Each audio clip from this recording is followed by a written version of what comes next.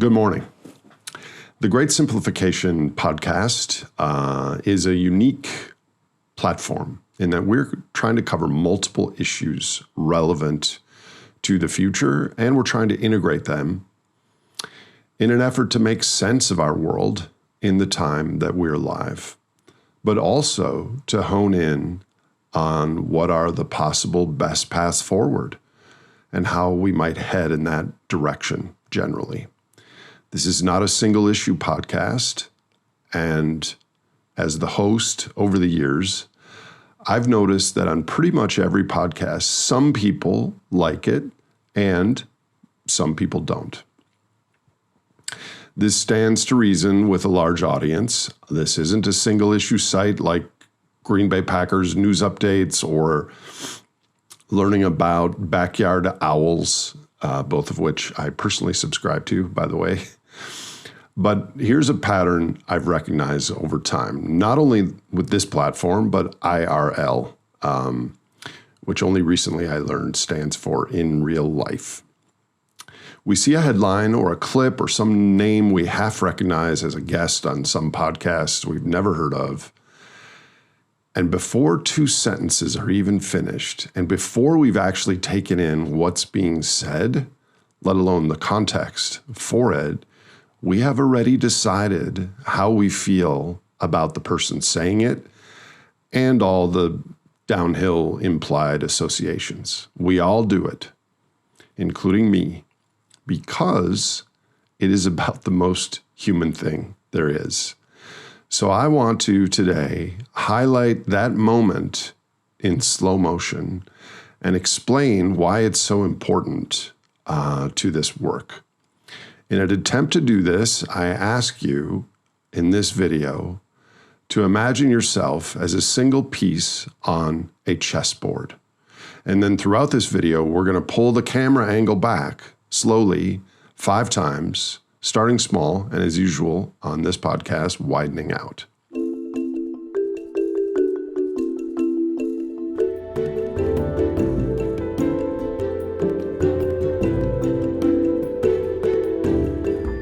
Okay, the first lens is the piece right across from us. Down here at eye level, our brains and nervous systems are pretty much really only asking one question: friend or threat? Is this thing going to hurt me or help me? This is the oldest software that we humans run, even older than language, and it's super fast. Meaning that our bodies feel the verdict often before we've even heard a complete sentence. And then we answer it lightning fast with proxies. Do I like them? Do they look and sound like me? Do they share my values? But sometimes, even when the person is perfectly neutral, it's actually the topic itself that trips the wire.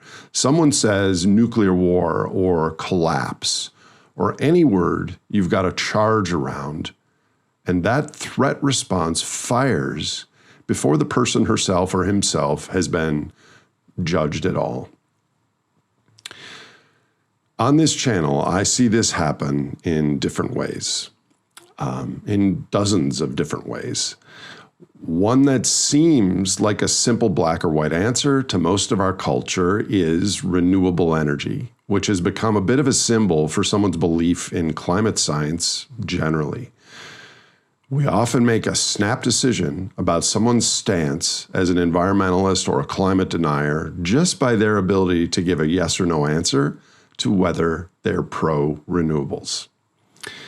But of course, if we dig deeper, there are hundreds of pieces of important context that might shape that answer: geography and EROI and economic ideas and resource constraints and scalability and rematerialization, impact on the global south, and much, much more, as longtime viewers here know. But we frequently shut down the conversation and write off the person before even knowing their full thoughts and argument. Or take AI. If you're worried about it, you're a Luddite. If you're excited about it, you're a tech bro. Another example is Israel. If you don't condemn Israel, you're a Zionist. but condemn Israel and you're an anti-Semite. 2 seconds in, and we've been sorted before anyone has heard the actual thoughts. That fear is real, but it's aimed at the word, not the argument. Lisa Feldman Barrett, who will be on the show in September, talks about how the brain predicts and judges before the reasoning ever catches up. Well, lots of our former guests have said that, but I mention her because she's just been scheduled, and I'm particularly looking forward to that conversation. So despite understanding all this and consciously intending to suppress it, this is how I react a lot of the time too.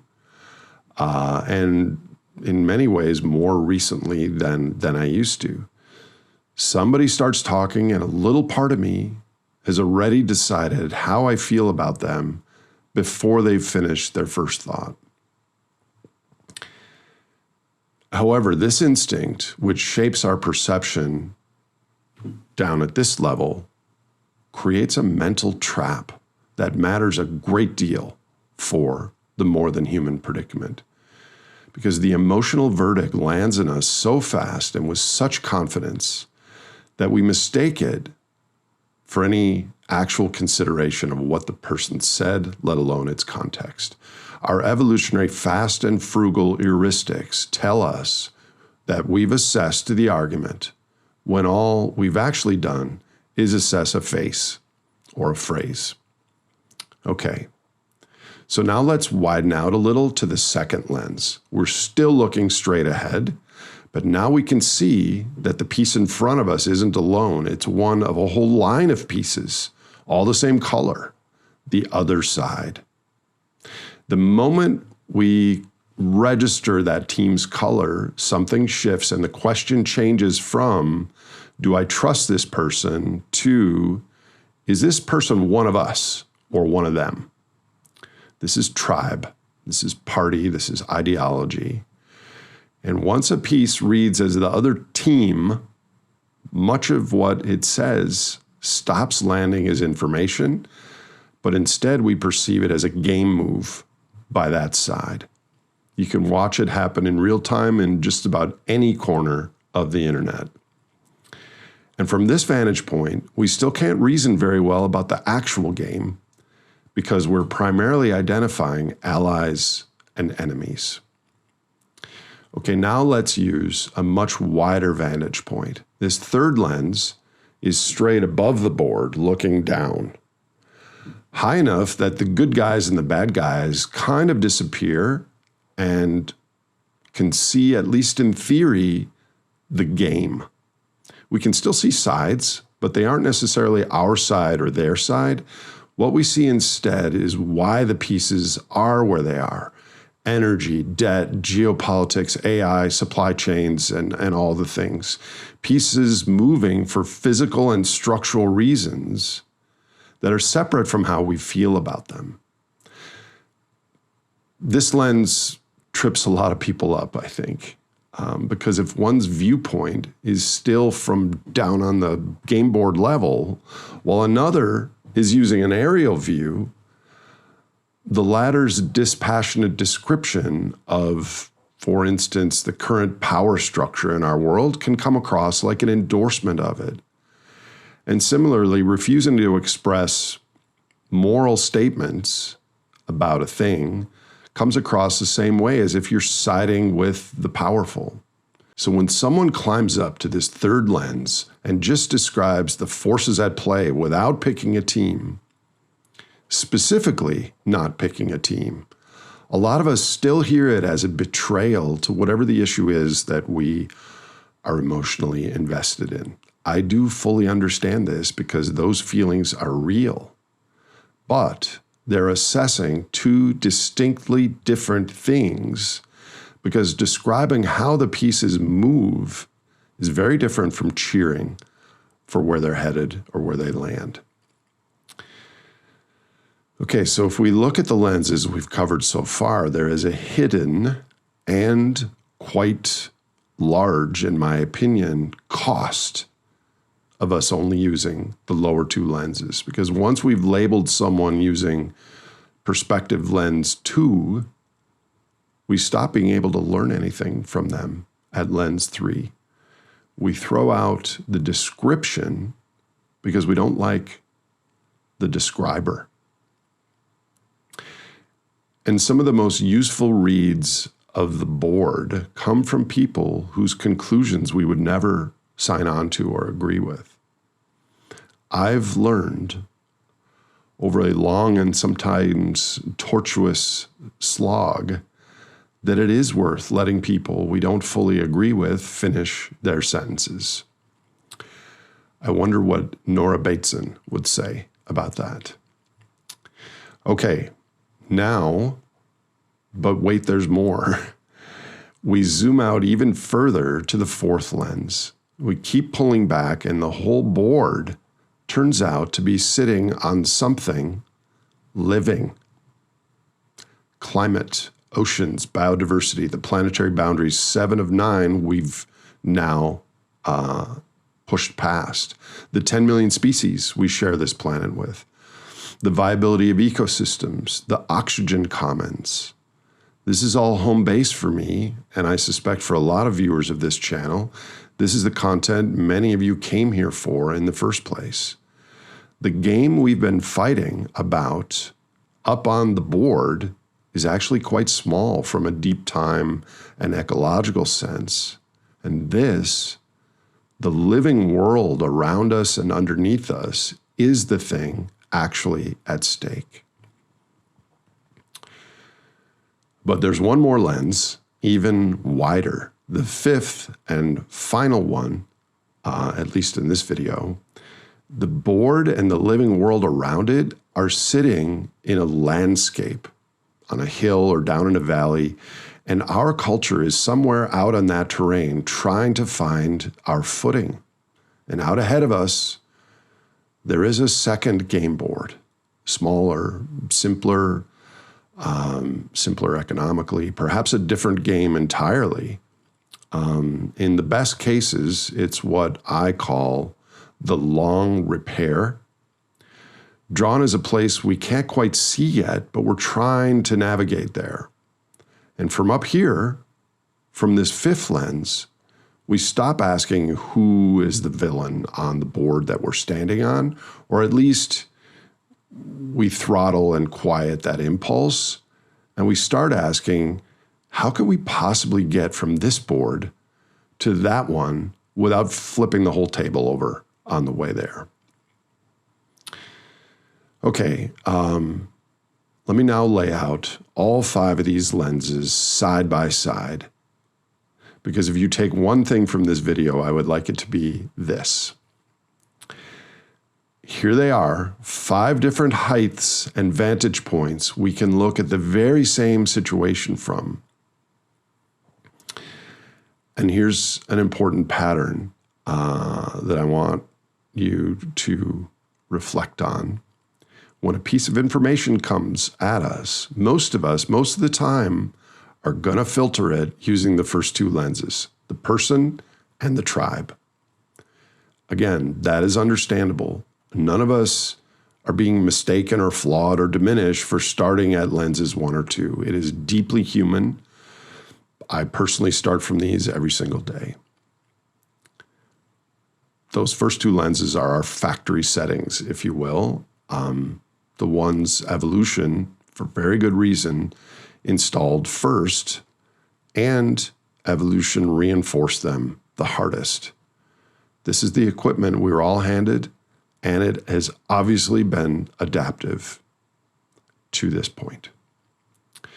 But a core theme of this whole channel, which I will now make explicit, is that we cannot navigate the bottlenecks of the 21st century only from eye level.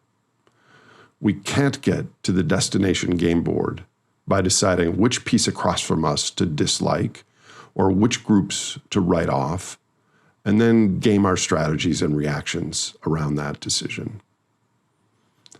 As I've oft repeated and will likely repeat again, we are approaching a species level rite of passage for humanity and the biosphere as well.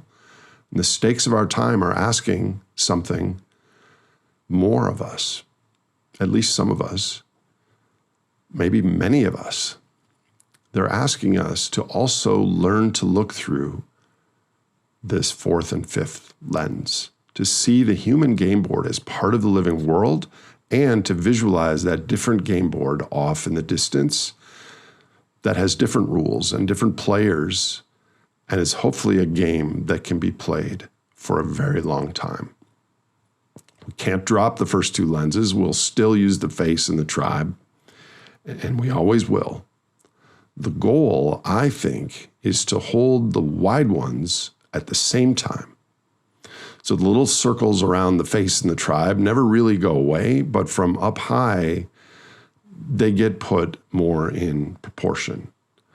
Call it 5D systems chess, if you like, but there really aren't 5 dimensions out there. They're just 5 heights that we can watch the same board from. And as we're seeing and feeling, most of the charismatic voices in our culture primarily use 1 or 2. I think the real skill to be learned and practiced here is the skill of moving your own camera to hold all 5 of these heights variously or all at once, and then come back down and actually do something to meet the future halfway. And there is a bookend risk here as well, because if we hold only the wide boundary view but have no agency attached to it, then that just turns into despair under a higher resolution. I'll share something more here about my own challenges hosting this multi-issue platform. The really hard part of doing this work is not the content or the analysis. I actually love that part of it. The hard work is trying to show a large and diverse global audience the whole board without making any one of you feel like you're a game piece getting pushed across it. This is not easy. And it feels quite Sisyphean most of the time, but I am trying. I hope this was helpful. Talk to you next week.